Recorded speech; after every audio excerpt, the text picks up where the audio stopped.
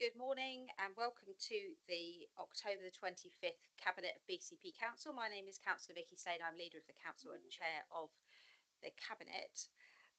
Before we get started, I would just like to pass to housekeeping or to our clerk to read out the housekeeping document, if that's okay, Claire. Thank you, Leader. Please note that this meeting of the Cabinet is being recorded by the Council for live broadcast and will be published on the Council's website for a minimum of 6 months. The meeting may also be recorded or streamed for live or subsequent broadcast by members of the public. For those in the room, please note that if the fire alarm sounds, please exit the building by way of the nearest available signed fire exit route and make your way to the assembly point along Bradley Road under the flyover. And finally, please could everyone ensure that background noise is kept to a minimum and that mobile phones and other devices are turned off or switched to a silent setting for the duration of the meeting. For those in the room, this includes turning off microphones and turning the volume down on laptops. Thank you. Thank you, Claire. I will turn my sound off on my laptop, just got to do that. So agenda item 1 is apologies. Any apologies received, Claire? We've received apologies for this meeting from Councillor Cox, who is joining virtually. So just for clarity, Councillor Cox is online, which means that he can engage in the meeting, but should there be a vote, he is unable to take part in the vote under the way our constitution works. So that's the way local government rules work, I think. Agenda item 2, declarations of interest. Does anybody have any declarations of interest they need to make in the Cabinet? See if any come up, if you could let us know, and obviously if anyone is going to speak later, it's important that they do declare that interest if they are aware of it. Agenda item 3, confirmation of minutes. Councillor Brown, I believe you're going to propose this. Yes, Leader, I'm happy to propose the minutes of the last meeting. And we'll have a seconder. Well, second, Leader. Thank you, Councillor Martin. Which brings us on to agenda item 4, public issues. We have had no petitions or questions submitted from members of the public on this occasion, but we do have a number of statements that have been received. So I'm just checking whether any of the people with statements are here themselves or whether they're all going to be read by. I understand they're all going to be read out. They're all going to be read out. Okay, so, oh, sorry. No, okay. So they're all going to be read out. Is that by you, Claire? Do you have that, Joy? It is, yes. Okay, so I'm going to pass over to you to give the public statements. Thank you. So we've received 7 public statements for the meeting this morning, and they are the first one is related to agenda item 7, housing regeneration schemes, and it's been received from Mr. David Bishop. Our house backs directly onto this site, and the construction will greatly affect our privacy. The noise of construction would be an issue with heavy machinery and general building work, which would obviously take a long time to complete. This is already a highly populated area and parking is very bad at the best of times. We also do not have the infrastructure to cope with more residents coming to the area. At present, we have to wait over 3 weeks just to get a doctor's appointment at the local surgery, and yet more residents will just exasperate this time. This is a relatively high crime area and more housing will just add to that problem, bringing more opportunities for thieves.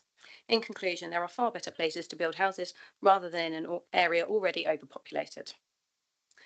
The second statement received is from Ms. Elaine Turner, and it also relates to agenda item 7. I reside at number 27 Harrison Avenue. In the time living there, a garage directly attached to my garden has provided protection.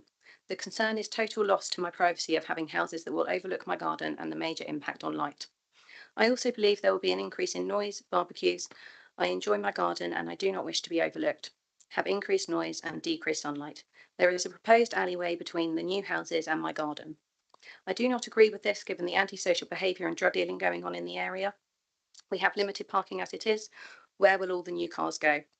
As a neighbourhood, have had no say in this planning and development, as this is literally at the end of my garden. I will have no privacy, decreased sunlight, more crime and noise.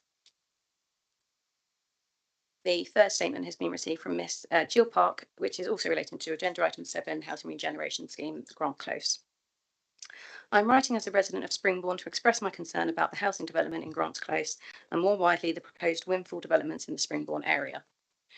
We are one of the most densely populated areas of BCP, so I am very concerned that you are proposing to build more housing in our area.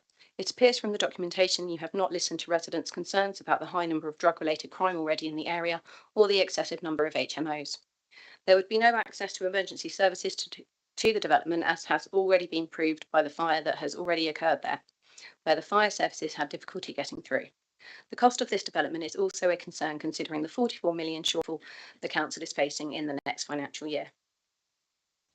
The next statement has been received from Miss Tina Thompson, which is also relating to agenda item 7, and specifically Grants Close.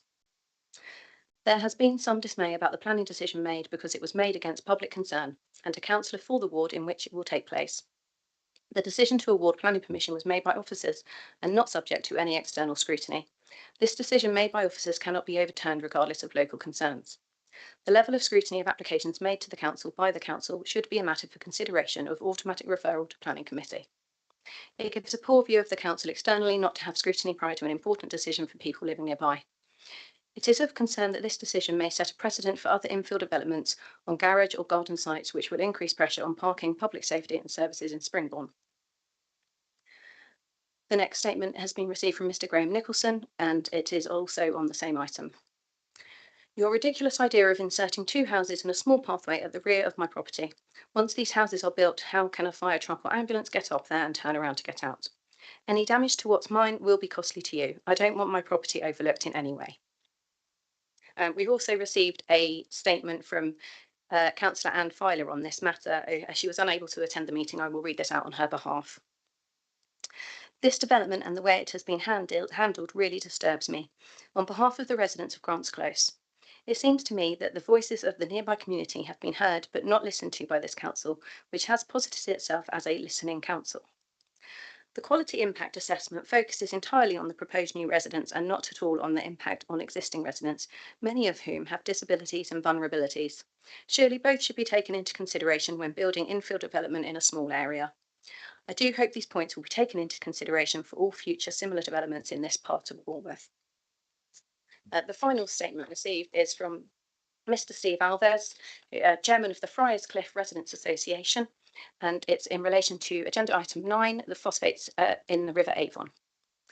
One item close to FCRA hearts with many harbour users and wild swimmers is water quality, namely item 9 on the agenda, phosphates in the River Avon. There has been extensive investigation and analysis of this issue, and residents are rightly concerned.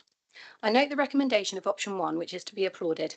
However, sections 15 to 22 of the summary mention credits could be purchased as mitigation by developers. If purchasing of such credits are used, the water quality may not worsen, but would remain at status quo with already unacceptably high phosphate levels. We should be looking to reduce phosphates to below existing levels rather than trading off credits merely to build more housing. Therefore, on behalf of residents, I request that the council actively look to improve water quality by not allowing developers to use the use of such credits whilst we wait for the levelling up bill. Thank you. Thank you very much, Claire. Just to clarify for the record that the paper on Grants Close is not about planning. Planning has already been through full public consultation and most of those people will have already objected.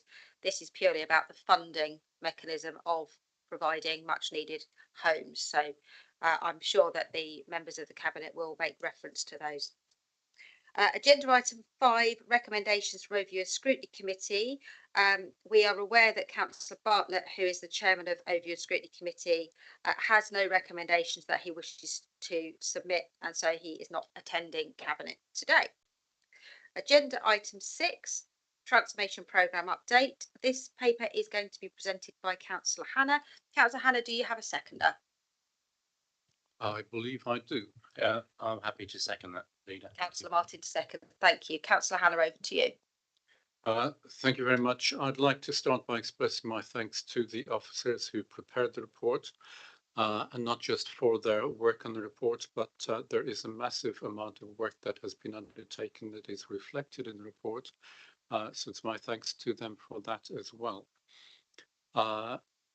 Could I acknowledge that I cannot take any real credit myself for what has been done, because I became cabinet member with this responsibility only in May, and the report itself covers work that dates back well before then. I'd also comment that I'm grateful to the Overview and Scrutiny Board for having already taken a look at the report, for having made some comments at the time, but I note that there are no specific recommendations coming from them with regard to it. And I'd like to express thanks to members of the new cross-party working group on transformation, who haven't received this report as such, but who nevertheless have received a brief on the transformation programme and who will be continuing to look at it and to offer their views. The direction of travel on transformation was set quite some while ago.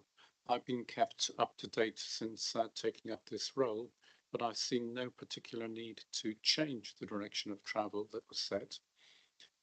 Basically, transformation has been seeking to pull together the three councils that formed BCP to modernise the way in which the council operates and to meet the needs of residents in a more accessible, more efficient and more effective way. In terms of the way in which the report is structured, it covers the new operating model that has been put into place, the new organisational design, and that starts from paragraph 4 onwards. It covers the IT systems, the data and analytics, finance and operations, the customer relations model, which is going to facilitate interactions with residents, and the detail is set out there. There's also been a need to rationalise the use of council accommodation. That's included a major refurbishment of Bournemouth Civic Centre, designed in a way to support hybrid home and office working. It's included setting up council hubs at Poole and Christchurch libraries, and there is a continuing review of other buildings and assets, including our depots, to make sure that those are used as efficiently as possible. Major work has been undertaken on our people strategy. That's from paragraph 19 onwards. The key aspect of that being what's entitled pay and reward, the need to review the way in which the 5,000 employees that we have are paid, their conditions of service, their contracts, and with three councils coming together, there was some variation that needed to be sorted out. That has been a major undertaking. It has included negotiation with the trade unions, and that is close to coming to fruition, where we should be reaching a point soon where we will be able to go to ballot with employees and hope that they will be happy to accept the new arrangements. Then Appendix B covers a summary of the financial implications, and I think it's important to emphasize that transformation is intended to achieve two things. One is improving how the council operates. The other is achieving savings, and it wasn't simply a matter of achieving savings through the programme itself. The original savings that were thought might be generated, I think it's fair to say, are generally read to have been over-optimistic. And when it comes to budgeting, there is a need for realistic budgeting, which did not take place this year. And there was a sum of money for transformation savings where the savings were not actually identified. On the back of that, officers have been working on a program of vision and validation to establish what future savings can be generated. Work on that started just before the summer. It continues, and hopefully we will get some realistic savings identified in the very near future that we can put into the medium-term financial plan. The programme has already achieved 11 million in savings to date.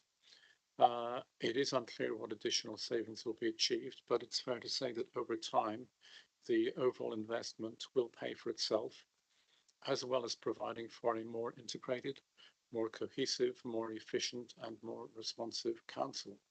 So again, my thanks to officers. I'm grateful to them for attending this meeting and being ready to respond to technical questions. And I move receipt of the report. Thank you. Thank you, Jeff. As we always do, we first of all go to any member of the council that is not on cabinet if they wish to speak on this. I know there are a couple online, and we have 2 in the room. Councillor Hilliard and Councillor Farquhar are in the room. I'm just going to pause a moment to see if anybody has a burning desire to talk about transformation. Councillor Farquhar, please do come up and make your points.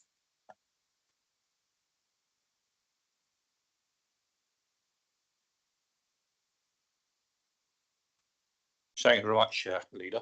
I appreciate the invitation. I was reluctant to return under the last administration when I addressed the cabinet, but we'll touch no more. We've turned a leaf, and many of those members of that particular cabinet are no longer serving the residents of BCP. What I wanted to talk about was from the residents' perspective is I understand that it is a difficult process to grasp based upon the previous administration's mishandling and scheduling and time frame for transformation, which would deliver visible impacts to the residents. So essentially what I wanted to feed back a little bit was residents have had difficulty communicating with the council through their preferred method. Not all residents, as you'll be fully aware on this cabinet, have the luxury of digital communications, and they prefer to actually use telephone communications. We've gone through a spate whereby it's been very difficult, but my question really from the behalf of the residents are still reporting difficulty in communicating to the council at the front end through the portal by telephone. So essentially my question would be, is there a timetable for that being resolved? And just give residents the heads up as regards that their needs are being recognised for the front end, for communicating, for customer services, for issues that they have with services that the council provides. Thank you very much, Leader. Councillor Hannah, would you like to update Councillor Farquhar and the public who will be watching on the paper that came last month about our telephony system that we approved quite a significant amount of money for last month, didn't we? I think you've just preempted what I was going to say. But yes, we approved investment in a new software system, which is going to be looking after our telephony. And that's on the basis that we are aware that there have been frustrations with telephone calls. And we hope the new system will make things rather more efficient and rather easier to use for residents. The precise time frame for it being introduced, I would have to turn to officers to remind me of. But to add to that, there is an understanding that there are those who prefer not to use digital systems.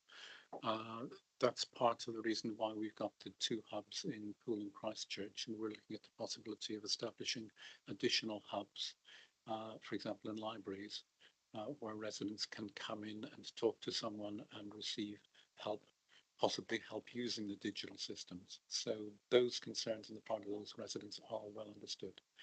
But in terms of timescale, perhaps Katie might be able to advise on that. Matty has helpfully turned his camera on, which usually indicates that he has something to add. So, Matty, did you want to give us a little update? Yeah, thanks, Chair. Good morning, members. The new telephony system should be in operation by December. Essentially, that just kind of replaces the existing telephony system, which had reached the end of its contract kind of period. But what the point I was going to make is that I think part of our overall plan is to encourage as many customers to be able to use digital solutions as possible, and where those people use those digital solutions, then those that can't or don't want to have a greater opportunity to get through to us on the phone. At the moment, far too many people are using the telephone when they'd rather use an alternative, but the alternatives aren't working as effectively at this point as we'd want them to. So there's a piece of work, as well as the telephony system, there's a piece of work around our customer relationship management system, which will generate far more opportunities for customers to pay for things, to register for things, to record things, let us know about things digitally very effectively than we have at the moment. We have some of those solutions in place, but we don't have as many as we will do. And some of those solutions will start to materialise in the new year as they're able to go live. So there'll be probably a staged process to that, but hopefully as they become live, then those customers won't need to ring us as often. And as I say, that will mean that there are more lines free for those that have to use telephone as their main way of contacting us. Thank you. Thanks, Matty. Councillor Farquhar, are you satisfied? I'm very satisfied, and it's great to have a schedule for Decemberish for this system to come in. And thank you very much for your welcome, and I look forward to attending Cabinet again under the new administration and the new conduct. Thank you. I have to say it's nice to have you back, George. We've missed you over the last few months. You've been surprisingly quiet. I don't see any other hands from other councillors, so I'm going to pass across to members of the Cabinet. I'm assuming that Councillor Martin, as responsible for customer, is probably going to be keen, but bearing in mind that this is a transformation paper as opposed to just about what Councillor Farquhar raised. Thank you, Leader. I've only got a couple of points to make. I wanted to echo Councillor Hannah's thanks to the officers for a tremendous amount of work going on with transformation, and obviously from my point of view that part of it is the customer, and that is a lot of work going on with that, as we've just heard and as we heard with the Cabinet paper last time out. Just a couple of points I wanted to make more generally, really. One, I think it's worth reminding anybody who's listening and ourselves, I suppose, but just how complicated and expensive the transformation process is, and clearly it is not in any sense how it was sold in the sales brochure by the leaders of the previous councils, the three ex-councils who put the plan together and made it sound as though it was going to be a pain-free, cost-free journey to the sunny uplands of one big council. The other point I wanted to make is sort of been touched on by Councillor Farquhar, which is about members of the public. I don't imagine that many members of the public understand the transformation process, and I think the paper that Councillor Hannah's presented is very helpful in the sense that it lays out in fine detail what's been going on, what is happening, and what future plans there are. And I just think that we probably need collectively to do better in letting the public know, or letting all our residents know what transformation is. This paper will help with that, although I doubt very many people will actually read it outside of the council. It's a difficult sell in the sense that some of it's intangible. People are still frustrated by the things that they're not able to do, as Councillor Farquhar outlined. And I think on one level, we've got two stories going on here at the minute. One is a story of some real good progress and transformation, how this council will be operating in a few years' time, how it's beginning to operate in the way that we want it to. And on the other part of the narrative is the difficult story that we have to tell about the £44 million worth of savings that are coming down the line, some very difficult decisions to be made. So we've got sort of quite a good news story, which is going to be overshadowed by not a great news story. So I wanted to make that point because I feel that the transformation process is good and it's progressing well, albeit there's still a lot to do. But perhaps we maybe need to think about how we explain to people the progress that is being made through transformation. Thank you. Thank you, Councillor Martin. Councillor Hadley. Thank you, Leader. Yes, just following on from what Councillor Martin was saying, it's really important that we have several processes that have been running at the same time, which has made it far more complicated for us. So the bringing together three councils itself is really complicated, and transformation to working in a 21st century way is really complicated. And they are separate things, really, although they've been running at the same time and together. And that's been really hard for our staff because that has been a major change. It's also, frankly, been really helpful in terms of our ability to respond to COVID, because thanks to the efforts of the IT team and some of the earliest transformation stuff, it allowed people to work remotely and to keep functions of the council going through that period, and that's not to be sniffed at. That's quite a major thing, which I think we should celebrate. I think the bit that that Councillor Farquhar raised about people's choice and wanting to use the phone, I think we have a duty to our public, because in almost every other walk of life, they're being forced to use digital means and being disadvantaged if they don't. And so the bit that the Councillor Hannah raised about the libraries and the coaching and the enabling people to use the digital mechanisms, if you wake up in the middle of the night, there is very limited services live, but there's an awful lot of information online you can access. So if you're worrying about something out of hours, actually some of the digital services are able where some of our physical services are not. And enabling people, giving them the skills, the confidence to make use of those digital channels if they can. There will still be people we've got to deal with by phone or in person. Is really helpful. And I think also I've heard from elderly people in my ward who didn't know that there's a hub in the middle of Poole. And they didn't know that they could still access the services without trogging over to Bournemouth. And so there's something about making sure that people are aware of all the channels and how they can access that information. Thank you. Thank you. Anybody else want to speak on this one? I would just add that we do need to be mindful that pay and reward has taken an awful lot longer than anyone anticipated. There's a number of reasons for that. Some are political and some are based around the fact that the unions have a very big role to play in making sure that our staff are protected. And it's worth mentioning that we have over 5,000 staff. The vast majority of those staff are the people that make everything happen in these towns. And it's very easy to think that the council are the senior managers who sit in the offices in Bournemouth Town Hall, and not the people collecting the bins, looking after our elderly people in their homes, running our libraries, supporting our children, our foster care helpers, all of those people. And I worry when I hear the public talking about the council as if it is a bloated organisation, when actually people working inside are doing a blooming difficult job at a very difficult time. And I think that needs to be reminded. And they've had so much instability, they haven't known what's going to happen to the council for years. Some of them went through a shared service process before LGR. They've then had 4 years of not knowing what was going on. They've had political instability, and now they know we've got to save £44 million, which inevitably is going to lead to some very painful decisions around services, and services means jobs. So it would be helpful if we could all remember, and the public remember, actually there are people who are trying to just live their lives in the middle of this. So, and the other thing I just want to stress is the suggestion that our staff aren't at work.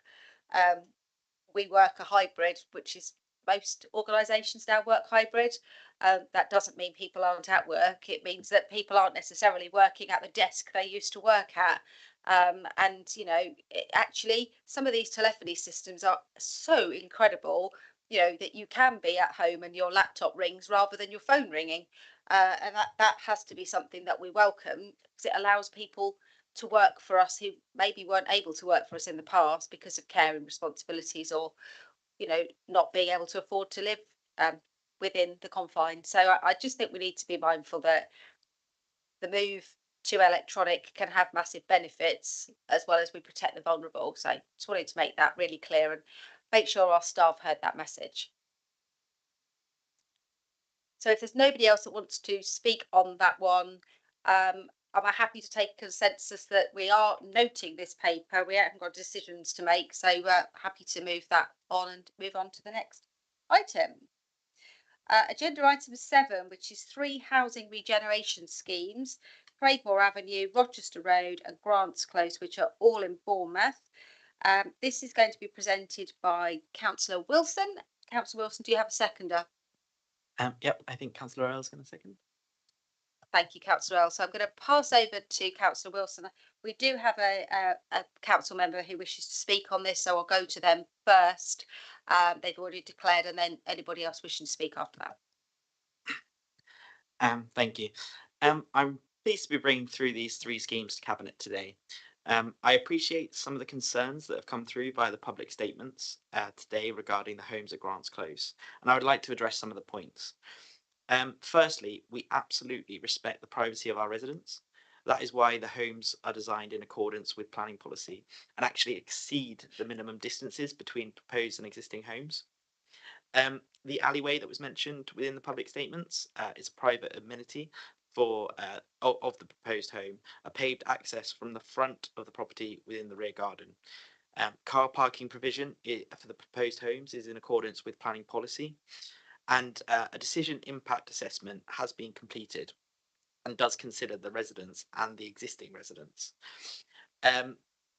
But if there is a particular existing resident with a particular need that we can consider when constructing the development, we are always happy to receive constructive feedback or suggestions. So, and I've always found our in-house team to be very accommodating. So, you know, if there are any issues with any of the residents throughout the construction phase, where we can, we will definitely try and ease the process. The new homes are built to secure by design standards, which is a police standard. So the homes are going to provide a natural surveillance, which is likely to reduce local crime, such as fly tipping and antisocial behaviour, which is often observed at garage sites. In terms of the finance, these are all coming out of the housing revenue account and won't have a negative effect on our current position in the general fund.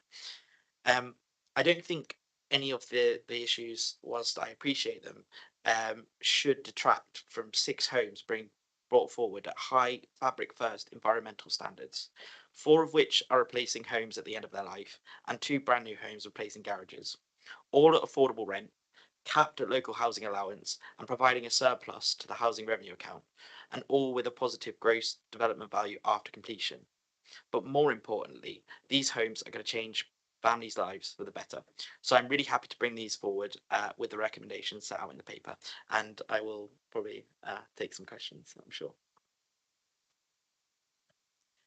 Thank you, Councillor Wilson. So do we have Councillor Armstrong online? I am online, yes. Did you want to speak now, Councillor Armstrong? Would it be possible to speak at the end of the conversation? No, the way that it works is that we ask people to speak now, and then it goes to a cabinet discussion based upon what people have said, so that you are inputting. That's the way that cabinet works. So if you'd like to make your comments now, that would be great. Okay, thank you. So thank you, Leader, for giving me the opportunity to speak. As I have a pecuniary interest in this matter, so I speak exercising my right as a member of the public, and I will leave the meeting obviously after I've spoken. I think, unfortunately, with regards to this matter, I do speak as a resident of the ward, which is one of the areas for the proposed regeneration scheme, which is Grants Close, which is of particular interest. I want to emphasise that I wholeheartedly support and understand the need for good quality housing in our area, in our community. And obviously working and being active in my ward, I'm only too aware of the poverty and the extremely difficult situations and circumstances that are being faced by people who live here. Also, I speak as someone with experience of regeneration, and I note that these schemes are that's they're titled regeneration schemes. And my experience of regeneration is about they're usually linked to a vision, and they're very much about adding value, not just for the people perhaps enjoying the housing, but for those around. And also looking at regeneration, alongside that, there's a need to look at infrastructure and the impact, I think, on the community. So although I also know that there have been opportunities for the community to be consulted on this particular development, what we have not heard, and I say we, is we haven't heard what are really the mitigating actions that will be put in place to address all of the concerns, and I understand there's a number of concerns that have been expressed. We haven't seen that. They haven't been included in the risk assessment or the equality impact assessment that I've had sight of. So from what I've seen, it's there may have been some really important benefits and mitigating actions put in place for the potential residents of the property, but these have not been, it's not been extended to the existing residents. So at last count, there are at least 17 properties who are going to be impacted by the construction of these properties, and then when the properties actually exist. And that's not to mention the other, just alongside the development, there are a set of other social housing and flats where there are a number of people with disabilities and vulnerabilities reside there as well. Their needs have not been included from what I can see. Please tell me if I'm not seeing this and I'm wrong. I haven't seen that in the equality impact assessment, which was disappointing. As a council, we say that we listen to residents, and I think that's something that we really need to, be proud of and take that into account, because in this particular case, I feel that residents, including myself, have really put our views forward, and that isn't reflected, like I said, in those documents and in the actions that are happening. It felt back in May like this was very much a done deal. Residents, we were sent a letter which was inviting them to comment, but was saying this is what we're doing. And I think when we're in situations when the council is giving itself planning permission going forward, and particularly as for this ward, my ward, this type of infill and windfall development is looking like that's, according to the local plan proposals, that's looking like the way that it will go. I think there needs to be more scrutiny and more opportunities for residents to really engage, and for there to be mitigating actions put in place to address the impact of demolition and rebuilding in very small areas. I have got a photo actually that I can share in the chat, which I took over the weekend, that just to highlight some of the parking issues. But you can barely get into the little space because of the parking. The road is very small. So the concern about emergency vehicles and about council vehicles being able to access the site, not just the site, but the surrounding roads, is a very real concern. Thank you. Thank you, Councillor Armstrong. You don't need to leave the meeting. As a member of the public, you are more than happy. She does have to leave the meeting. She has to leave the meeting on here, but she could watch it on YouTube. Yeah, so you have to leave it this way, but please do feel free to watch it externally so that you can't be tempted to drop us a note. We'll just Thank you. Can I Bye-bye. send you, See you on Leader, can YouTube. I send you a photo in the chat with regards to the parking? There's no harm in you doing that, No. but you do need to leave before we continue. So if you want to send that straight away, but bear in mind this isn't a planning committee. That matter has been concluded. Okay. This is about the funding of houses that the council wants to build. This is nothing to do with planning. Planning goes through a full public consultation. There were objections raised. I believe you raised one at the time, and they would have been fully considered before a planning decision. So it isn't really relevant. This is about whether we want to spend the money on building property. So with that, it would be very helpful if you could leave the meeting. Thank you, Councillor Armstrong. Thank you. I'm just going to pause while that happens. Obviously, we do have YouTube running, and Councillor Armstrong, along with every other member of the public, is perfectly able to watch it that way. It's just about whether she's allowed to continue to engage due to a disclosable pecuniary interest, which basically means that she may have a matter which personally affects her from a financial basis, and that is not allowed under our code of conduct and the rules of local government. So, do I have any other members outside of Cabinet wishing to speak on this? I'll just pause briefly because there are a few here. Not seeing any hands. I'm going to pass then to Councillor Earl, who seconded this and has a hand poised over her button. Thank you, Chair. So I just wanted to add to this, I'm really happy to second the paper. Councillor Wilson and my ward colleagues had a real pleasure the other day going to visit Alice Gardens, which is a council regeneration scheme, very, very similar, but much bigger in scope. And what was really touching about that experience was speaking to some of the families who have been housed there, and their quite extraordinary stories of experiencing homelessness, experiencing very short-term abilities to live somewhere with their family until they were able to find somewhere from the council that could house them long term. And it was very, very touching, actually.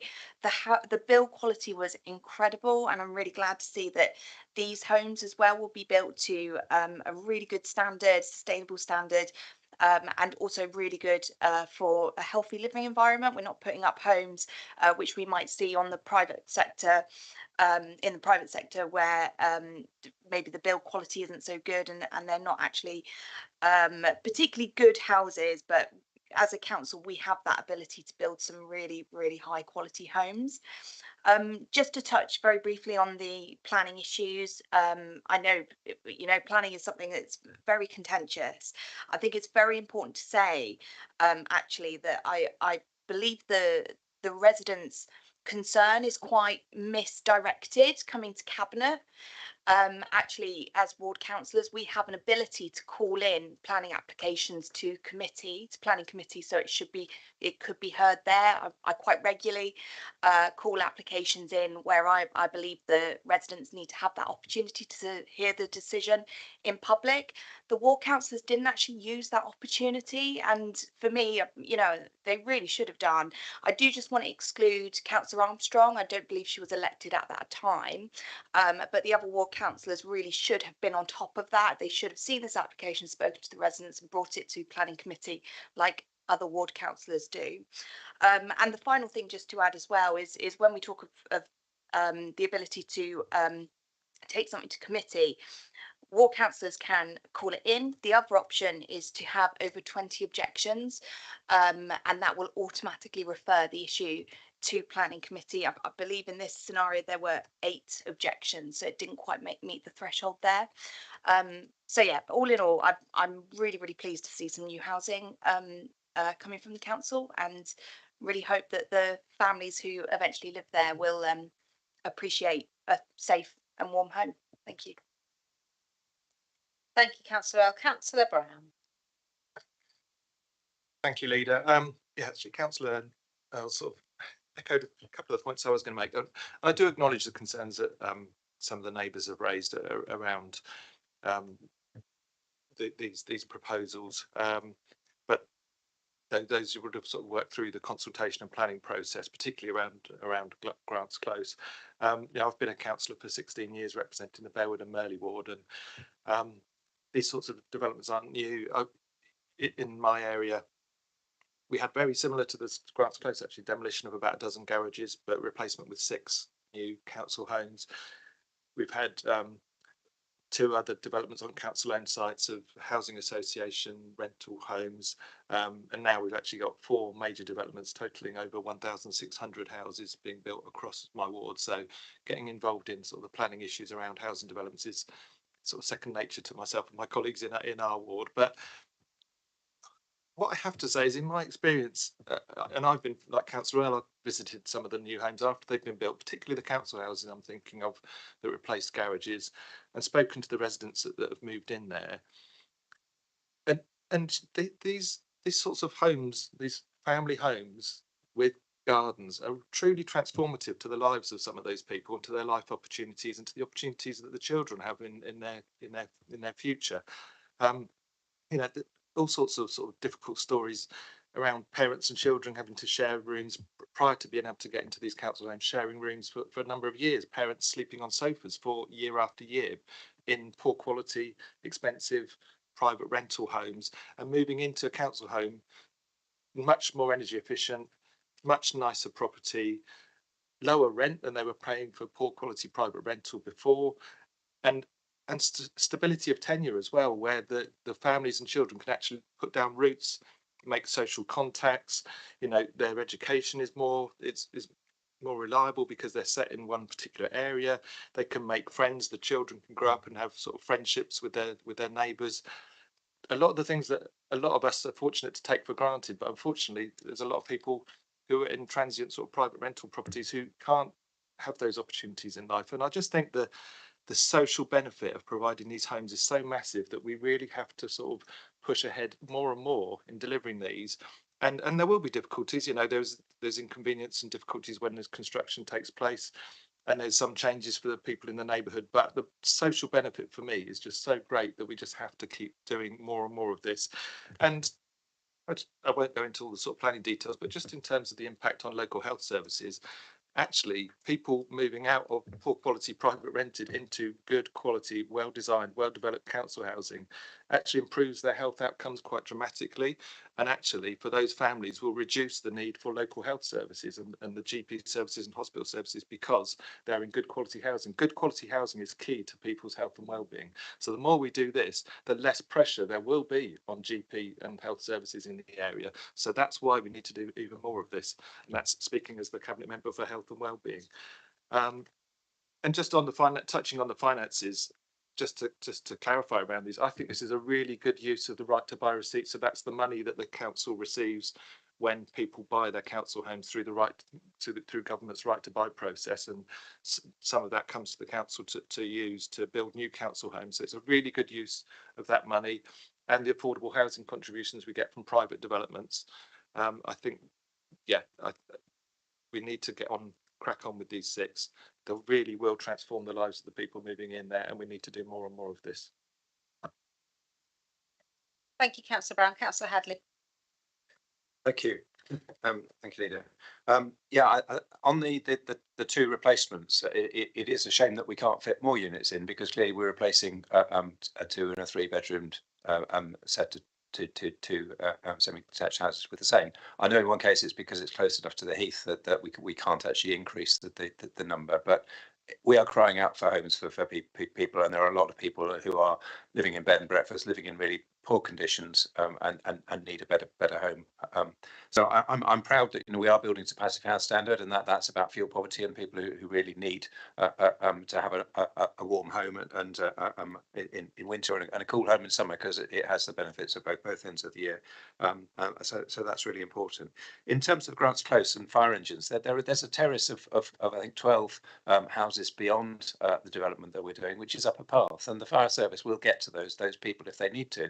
There are lots of places where you can't drive a fire truck right up to the door of the house, and I think, you know, we need to recognise that the fire service will do what they need to do to save lives. That's what they do, and I'm sure that they would have objected if they felt it was obstructing that purpose. So I think we do, you know, it's very easy to say, oh, we need to get a fire truck there, when actually what people are really worrying about is their right to park somewhere. There is a lot of pressure in that area.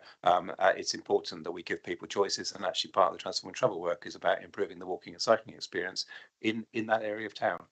So, you know, we are investing to try and make that better. But we're also not taking parking spaces away, because the garages are not generally being used for parking. So I think, you know, it's important that we provide good warm homes for people, as other councils have said. Thank you.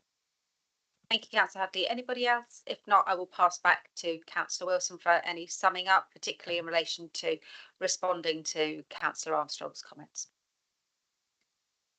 Cheers, thank you. Well, firstly, I just want to say it's really encouraging and great to hear Cabinet colleagues speaking so passionately and about housing. I think, you know, ultimately these are going to make a huge difference to the individual families that go into them, and that's what we're really here for. I think Councillor Hadley's point around wanting to build more on the replacement sites at Craigmore and Rochester is a really good one, but it kind of proves or disproves some of the public statements around the planning on the other side, because we were restricted by planning policy and by the planning officers to build what was already there, because we don't want to invade people's privacy in the neighbouring homes, and that's what we've done in terms of Grant Close as well. We've followed planning policy, you know, essentially. So to go back to Councillor Armstrong's points, I think I did deal with a lot of it within the opening, and as the leader's already said, a lot of it is to do with planning policy, which it's already gone through the officers' decision-making process. But what I will say and what I want to emphasise is that if there is any existing resident with a particular need that we can consider during the construction phase, we will be really happy to hear any issues that they have. You know, there was a development in my ward, Wilkinson Drive, where the constructions work team were building it, and there was issues with where they were parking, and you know, kind of some of the things, some of the construction phases during the night, and residents complained about them, and they were quickly dealt with. And that's now we're going to be that's completed now. We're going to be doing a bit of a press release around it in the coming weeks, I think maybe even this week. And residents are actually pleased with the quality of the housing that's come out in the neighbouring area. So I've always found the constructions work team and our in-house delivery team to be very accommodating. So anything that we can do to support residents through the 9-month period of construction, we will do. And yeah, I'm really happy with the fact that we're building to this higher quality.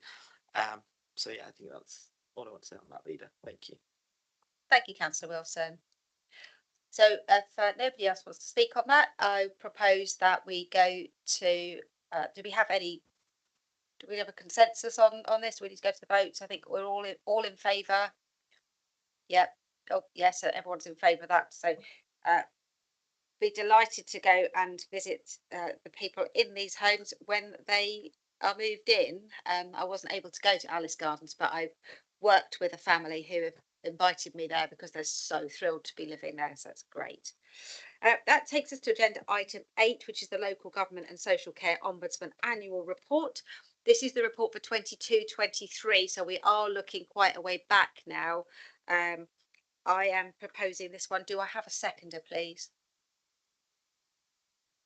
Councillor Martin, thank you. That's all right. That's all right, thank you.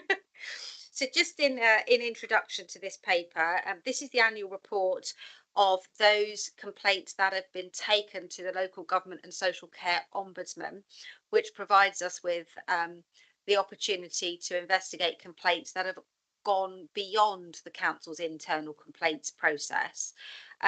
I would encourage the public to have a look on their website. You can actually look up your council and see the complaints that have gone to them, what the outcomes of those complaints were. The level of complaints is up year on year, but my understanding from the letter that we received from government is that is quite normal. Post-COVID, there has been an increase in the number of people who make complaints, not just to local authorities, but who will take it to the final sort of arbiter. The level of complaints is similar to other organisations, so I don't think that's a particular cause for concern. And of course, the compliance with the recommendations or requests of the LGSCO is 100%. So I think we should be assured that where we are found wanting, our officers are resolving those issues according to the requirements of the Ombudsman. The other thing I just want to draw your attention to is that the amount of complaints which the Ombudsman have upheld, in other words, found the council wanting, was lower than similar authorities, which I think we should also be encouraged about, because it does indicate that the resolutions that are made within the council are fair. Obviously, we would like there to be fewer people that go that far, and we would like them to not be found wanting at all. But that is probably unrealistic. One of the things I just want to draw your attention to is we know that there have been lots of people who make complaints to the council, and it's very difficult for the council to log what is a complaint and what is not a complaint. And this process is the end of a process where people make a formal complaint. The bringing together of the councils, the technology that we've got, the ability to log things and have a single customer relationship management tool, which was referred to in the transformation paper earlier, means that, you know, we are a little way off from being able to analyse where these complaints come from and getting ahead of the game. I suspect that when we sit here in a year's time and look at this year's paper, we probably aren't going to be in a much better position, but I'd like to think that we'll be able to announce that we then have that, and going forward we're in a better place. But the good news is that the Ombudsman have provided face-to-face training for 200 service managers recently, so we should be able to understand how to better deal with those complaints going forwards. So yeah, I would encourage people to have a look at this, have a look at the range of complaints and what we're doing about them. And again, it is really difficult for our officers to deal with complaints. Often these complaints come in from people who are in a very bad place, who are often, you know, put some of our staff in very difficult positions in trying to respond, and them being able to respond in a professional way, you know, is not always easy for them to do. So I think we should acknowledge that. And yet the report just asks us to receive and note the contents. It's not in our gift to change the outcome, only to improve the experience of people who need to make complaints. So with that, I will present the paper. Does anybody outside of Cabinet wish to speak on this one? Not seeing any hands, so any comments from Cabinet? Councillor Martin poised on his microphone. Thank you. Just a very couple of quick points. Just wanted to, obviously, as you've already said, this looks back quite a while. I think it's a good report in the whole, and clearly there have been improvements, and there are ongoing improvements. We discussed those earlier in transformation. The new telephony system. I know Matty is working on putting a dedicated complaints team together and looking at new IT solutions to having complaints recorded all in one place. So I think, you know, there is optimism that that we're moving forward properly and in a good way. I think it's also worth adding, I mean, obviously complaints come in. I mean, so many complaints come into us as individuals, and I have to say, having been a councillor for a year, I have found the way council officers and council teams have responded to complaints that have come to me and that I've raised directly have been absolutely superb. I can't think of one instance, and clearly there have been dozens and dozens of things that I have raised that haven't been dealt with quickly and resolved. So I think that's worth bearing in mind. You think about the number of complaints that come into us and to all 76 councillors, that's also worth bearing in mind. So yeah, that's it. Thank you. Thank you, Councillor Martin. Anybody else? Not seeing anybody else. So with that, if we note the report and look forward to maintaining a good relationship with the LGSCO going forwards. Agenda item 9 is a paper about phosphates in the River Avon, which I will be presenting and proposing. Do I have a seconder on this one? Thank you, Councillor Hadley. So this paper, it's a bit like the Okie Kokie. It's been in out, shaking it all about, because this paper was due to come to us a little while ago, and then the government made a last minute announcement, which meant we withdrew the paper, and then a few days after the government made the announcement, the House of Lords got hold of the paper and changed what the government were going to say, and now we're in a position where there is insufficient time for the proposals to go forward as the government expected. So we have had to bring back a paper which creates a response for the council to deal with planning applications that come to the council from the Christchurch area. And the reason this only relates to the Christchurch area is that it's in relation to the level of phosphates that are in the River Avon, which of course comes out into the sea through Christchurch. Basically, the situation that we are in is that the level of phosphates in that river are considered to be too high. Obviously, we are wishing to work hard to improve the quality of our water. It is not the role of the planning authority or the council to improve the water quality. That is the role of government and water companies. But we do have to comply with legislation that makes sure that the problem is not made worse.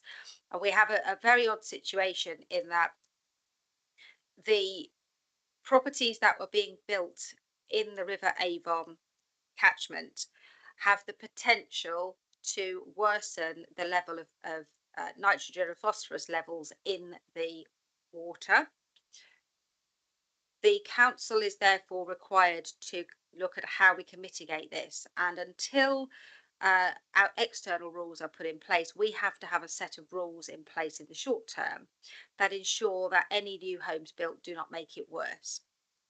The solution to that is that we will be changing the planning application validation so that any planning application that comes forward must include mitigation to ensure that phosphorus is not the levels of phosphates in the river are not increased. This can be done either through putting things on site. You'll see in the paper there are a number of options that developers will have in terms of how they might mitigate it through on-site issues or the purchase of credits. One of the comment that was made in the public statements earlier suggested that we shouldn't be encouraging the use of credits. We have to be mindful that if you have a development of 1, 2, 3 homes, the provision of something on site might not be feasible, and actually if those credits are used to help the water companies improve their work to make their water treatment works safer, then that's worth looking at. But the reality is, until we have a solution externally, we have to stop making the problem worse, and therefore we are looking to put this in place. The alternatives we have are to change the validation checklist and make sure that applications come in with this mitigation. That is going to really help our planning department, because if we don't change the validation checklist, we end up with applications coming in and then getting stuck in the system while we have a debate backwards and forwards for weeks, months, or even years to resolve this, when actually our planners should not even be dealing with these applications if it hasn't been put on the table. The alternative would be for us to deliver the mitigation ourselves by collecting community infrastructure levy and then using that to create mitigation projects. That would allow planning permission to continue to be granted, but it would actually not place an additional burden on the developer. And that's because the community infrastructure levy that we charge is already in place and already benefits other things. This would mean diverting from other schemes which benefit our communities, and that wouldn't be fair to the taxpayer. So the recommendation is that we go with option 1. That will sit in place until something externally is brought in. So with that, I present the paper. Do I have anybody from outside Cabinet wishing to speak? I think we're down to 4 councillors observing, one from Christchurch. I don't know if you wanted to speak on this one. No. Anybody else? No. In which case, anybody in Cabinet wish to speak? Councillor Hadley. Thank you, Leader. Yeah, this is actually really quite a complicated paper, and the appendix to it is even more so. And it's good because it gives quite a good baseline to the level of nitrates, the impact on the wildlife, particularly in Christchurch Harbour, and that's probably helpful to us going forward. I think it's also really relevant that, obviously, as you said, that the Avon Valley catchment includes part of West Hampshire, the New Forest area, and right up to Wiltshire and to Uphaven and beyond, in fact. And so we have to work with our neighbouring councils, and the fact that there are mitigation measures going on in the middle of Salisbury, which is a real upset to the residents of Salisbury because it's their big car park in the middle is being turned into a new watercourse. That's part of trying to make things better in the River Avon. One of the other mitigations that's mentioned in the detailed paper is around closure of fish farms on the River Avon, which again would put more nutrients into the river. So there is work going on. There are opportunities other than specifically the sewage treatment works, but clearly those also need further money. I think the shift from it being a developer responsibility to being a water company's responsibility, the worry is that it seems that the government are allowing the water companies to put everyone's prices up, so it will actually come back to all of us through our water rates, rather than perhaps being something that the profits of the water companies fund, which I think is unfortunate. But that's a national thing and not something we can influence. I think this is the best we can do in the very short term. It has been drifting back, as Councillor Slade said, because it's got to go through legislation nationally. But this holds a position for now. It probably does stall developments in the Christchurch area because actually finding the mitigation to work is difficult and expensive for developers. So they might want to stick their hand in their pockets and just wait for the new legislation. But that's unavoidable. I think we've tried every route we can to see if there is a way through to allow continued developments in the Christchurch area, and that's evidenced in the paper that OSP put forward for us. Thank you. Thank you. Anybody else? Councillor Martin. Very briefly, just to say I fully support this on behalf of all my Christchurch, all but one of my Christchurch independent colleagues, all concerned about the pollution in the Avon. I think a lot of residents will be aware of the issues in the Avon, but they may not necessarily be aware of just how bad the phosphate saturation is. So while this will be seen by some as a block on development, I see it more as a slowing down. Well, obviously it's a slowing down of development, perhaps almost to a standstill, but actually I don't think there's any choice. We have got to protect our vital natural environment. We've got to make sure that it doesn't get any worse. We've got to protect Christchurch Harbour and all the wildlife and the flora and fauna. As I said, I don't think everybody quite necessarily appreciates the terrible state of the Avon. I would just like to give a couple of contextual statistics, if you like, which not specifically about the Avon, but the UK is consistently ranked as one of the worst countries in Europe for water quality. Only 14% of rivers in England currently can claim to have good ecological status. And the UK is one of the most nature depleted countries in the world, with the lowest level of biodiversity remaining of any G7 country. So yeah, developers need to put their hands in their pockets and sort this out while we wait for the water companies to sort themselves out and sort our rivers out. I agree we should not be using our seal money to fix someone else's problems. There's too much of local councils have been doing over the last few years is fixing other people's problems.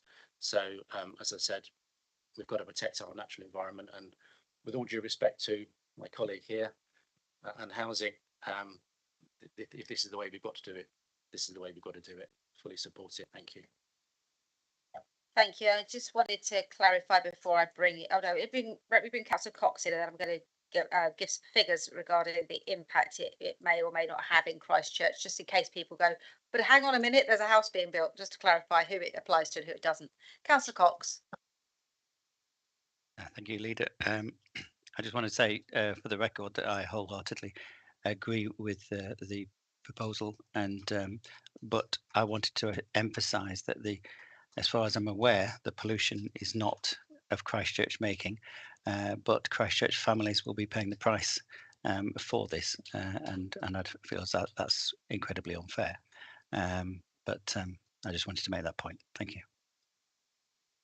Yeah, just to add to that, the advice that was had by Natural England was that the impact of Christchurch development was marginal based upon the impact of all the developments further upstream. But even so, they were going to be firm on this. I did ask the question, what if we didn't comply with Natural England, and was told that we would be unlawful and we could be subject to judicial review. So let's try and avoid that if we can.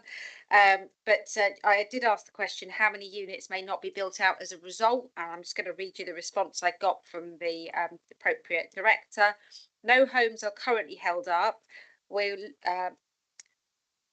As at April 2023, there are 126 homes under construction that will not be affected. There are a further 1,538 homes with planning permission that have not commenced as at April 2023. When pre-commencement conditions are signed off, these developments can be built. So if their pre-commencement conditions relate to this, then that's fine.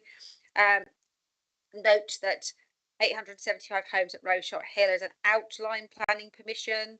And therefore they will be subject to the Natural England objection requiring them to provide phosphate mitigation. They're currently working to find solutions.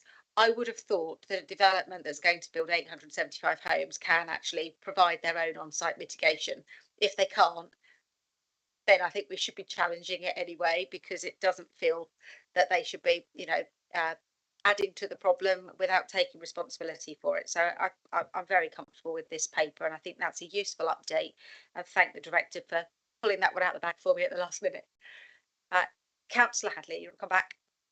Yeah, I just wanted to come back to Councillor Cox's point, because I think the residents of Christchurch do provide some of the nutrients in the river. It is saturated before it hits Christchurch, and I think that was the argument that WSP were trying to make on our behalf. But to say that the residents of Christchurch are no part of it is actually Christchurch and Highcliffe. It's people who use the Christchurch sewage treatment works. So I think it's already saturated before it hits Christchurch, but I think it'd be incorrect to say that there's no impact from the residents of the borough. Thank you. Yeah. Okay. Anybody else? No. In which case, we are asked to. What is our actual? Just bear with me a moment.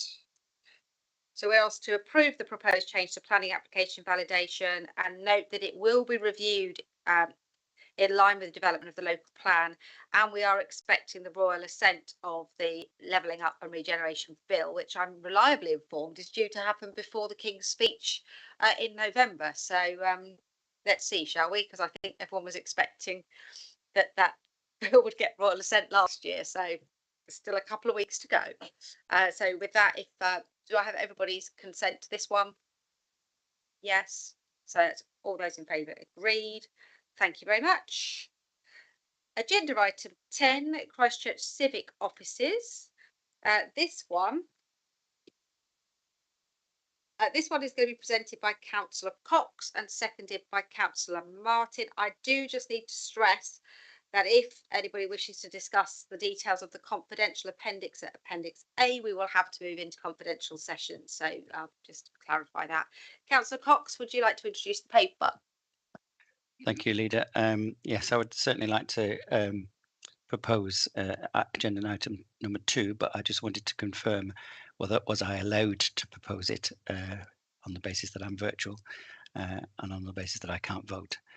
I think that's a technical question. That is a very good point. So could we ask Councillor Martin to propose it? But given that he hasn't prepared anything to say, then I'm sure you propose it, and then we'll ask Councillor Cox to talk to it. Yes. Happy to propose, Leader. In which case, Councillor Hadley is happy to second it. Councillor Martin, are you happy for Councillor Cox to talk to it first? If I change the order of who talks? I'd be delighted. Thanks. Councillor Cox, would you like to assist Councillor Martin? Thank you very much, Leader. Yes, I would like to recommend to the Cabinet for the disposal of the former civic offices in Christchurch. I believe this is a fairly open and shut case. The proceeds will be used to fund transformation for BCP. The premises are redundant and have been redundant effectively for quite a while, and the basis that they're no longer needed. It's costing this council, BCP, £9,000 a month, and the sooner we dispose of it, the better, because that is costing, effectively, that could be costing jobs in the future.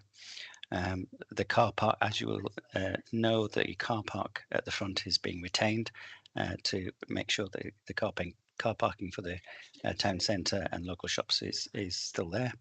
And I would also like to emphasise that the footpath which runs alongside the civic centre is outside of the boundaries to be sold, so it's not affected. So I'd like to propose this to the Cabinet. Thank you. Thank you. Do we have any members of council outside of cabinet who wish to speak on this one? No. I thought that's why you were here, Councillor Hilliard. You're just here because you've got nothing better to do on a Wednesday morning. Fair enough. Anybody else wants to speak on this one? In which case, of course, you're going to speak. You're summing up. Anybody other than Councillor Martin want to speak on this one? Councillor Hadley. Thank you. Yeah, it was just a bit about the right of way. I think it's really important because it's the rear frontage and it's the route through to the sports centre and also out onto Stampit Marsh. So it's really important that's protected. It's also on the National Cycle Route Network, so it could actually be improved ideally. And maybe that's something that we could hope that SIL might fund from this development. Thank you. Thank you for that.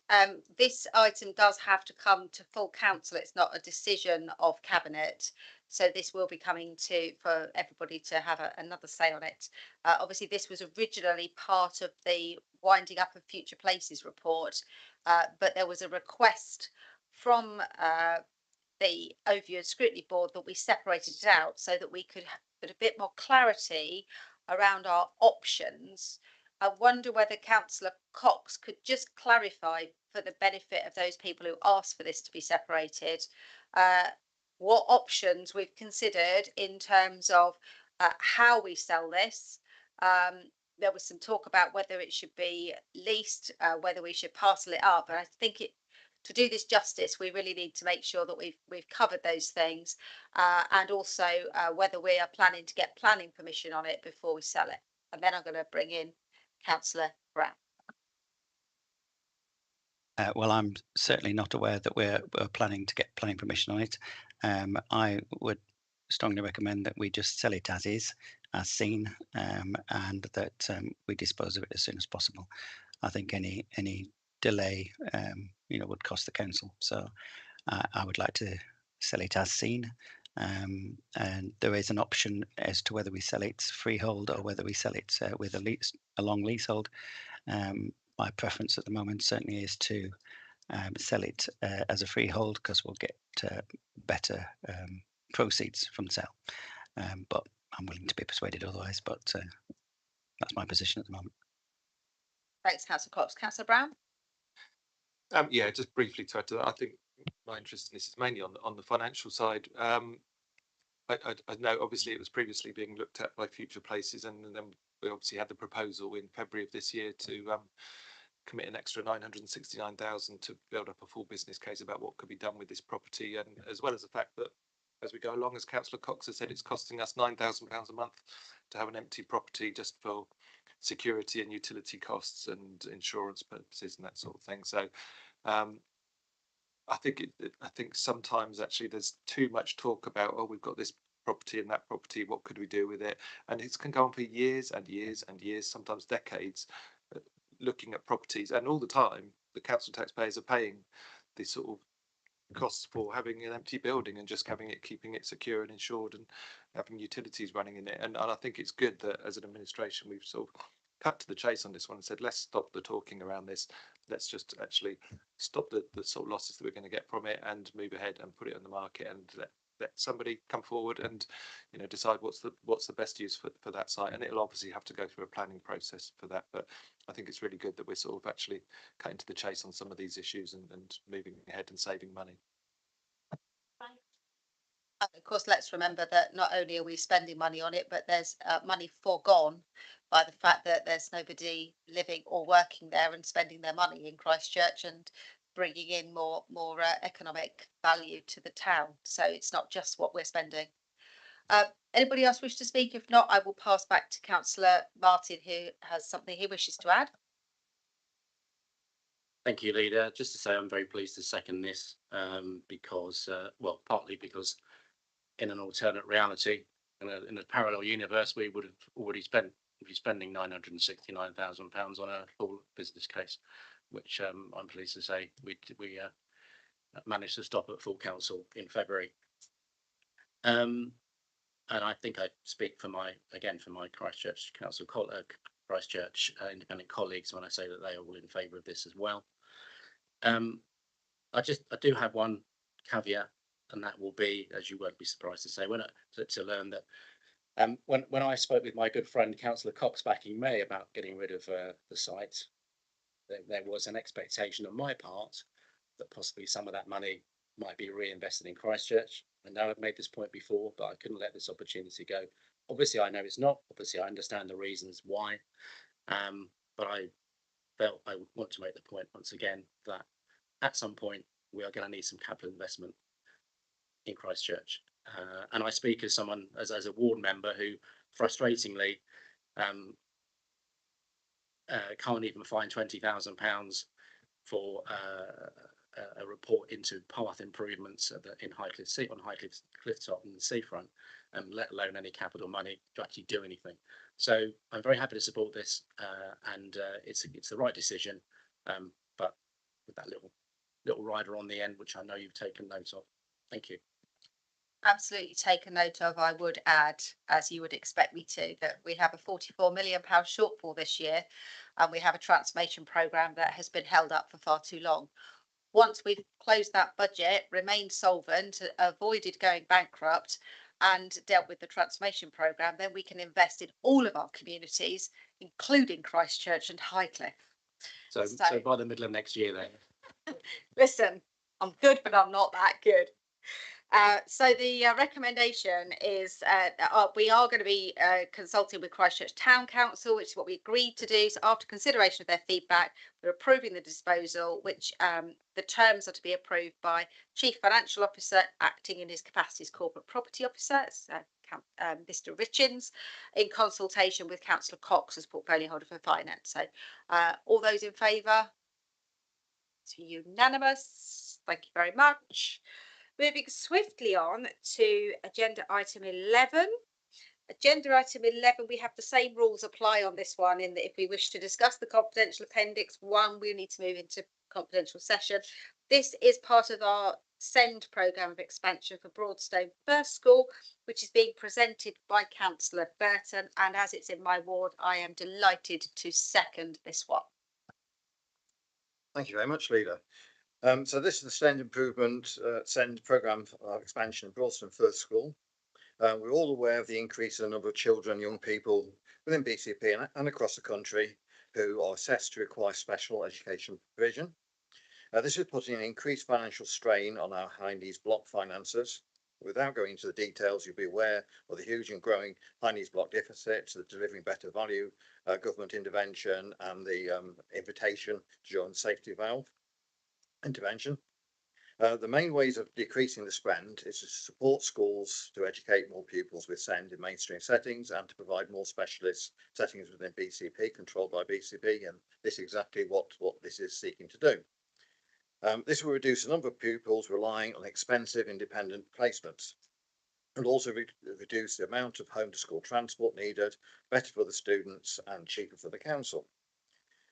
This paper looks to provide 20 SEND places for children with autism spectrum condition. This will provide continuity and feed into the 23 places already being provided by the nearby Broadstone Middle School, also which is a Councilman Academy Trust school. The places are actually what you might refer to as 20 full-time equivalent places, meaning that more than 20 pupils may have access to the facility. Some may be able to have their needs met with a combination of specialist and mainstream schools. Full consent and planning permission have been already granted. In May this year, it went to planning on 19th of September this year. You'll see in the papers that the 3 options have been investigated. This is option 1. Option 2 was a bid for 2 free schools, but was turned down with the DFE, although it was said it was a strong case was made. Option 3 is basically to do nothing. The actual costing of is in the exec appendix, as the leaders already said. So we'll have to go below the line if you want to discuss the detail. However, I would highlight that there is a 10% overspend contingency built into the budget. The main majority of the spend is on new building, and the costing can be more easily understood because of that. There is some reconfiguration work required at the current school building. However, exploratory work has been undertaken to ensure there are no hidden surprises. Finally, I'd like to say that I'm really excited about this proposal, and I would recommend it for cabinet approval. Thank you, Councillor Burton. Any members outside council wish to speak, outside cabinet wish to speak on this one? No. Anybody within cabinet wish to speak on this one? If not, I will. No, I would just like to add my support for this. We already have a similar base at Broadstone Middle School, and I'm really excited that we also have a post-16 base, which is now running out of the Broadstone Youth Club, which I'm the chair of. And that means that apart from children aged 14 to 16, we can now provide additional sort of support for children who couldn't otherwise access mainstream school from 4 to 18. So if we can fix the 14 to 16 bit, it would be really good to be able to say that we have a community there that is embracing the needs of the wider special educational needs community of children.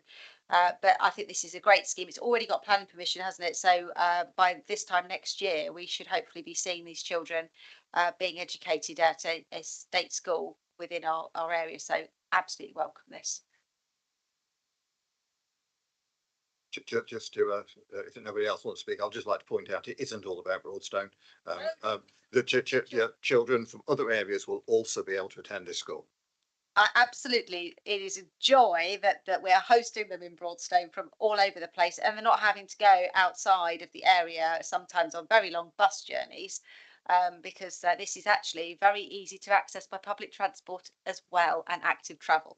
So no, exactly, it's not about the children of Broadstone, it's about being able to offer these facilities. And I suppose my only other point would be to encourage as many other of our schools to look at how they can facilitate these bases and units within their settings so that children can be part of a community of schools and not isolated. Because a lot of the kids, in my personal experiences, as you know, I have a child with special educational needs myself, do not need or want to be in specialist settings, but they don't have decent provision allied to a mainstream school. So if we can do that, it's got to be a good thing, hasn't it?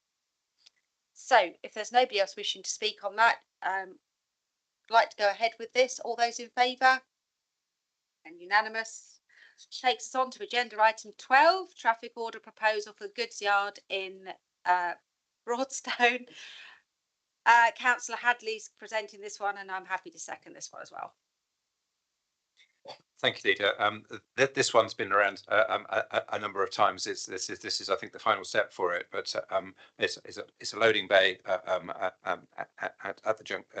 the goods yard site, which is a pub just around the corner from the junction, the sports centre. Obviously that's about to make sure that the road doesn't get gridlocked when there's a lorry making a delivery. So there have been no objections to it. So I think it's fairly straightforward. Thank you. Anybody wish to speak on this one? If not, I'll go straight to the vote. So all those in favour of approving this? That's unanimous. Fantastic. Takes us to agenda item 13, which is urgent decisions taken by the Chief Exec in accordance with the Constitution. I don't believe there are any, are there, Richard?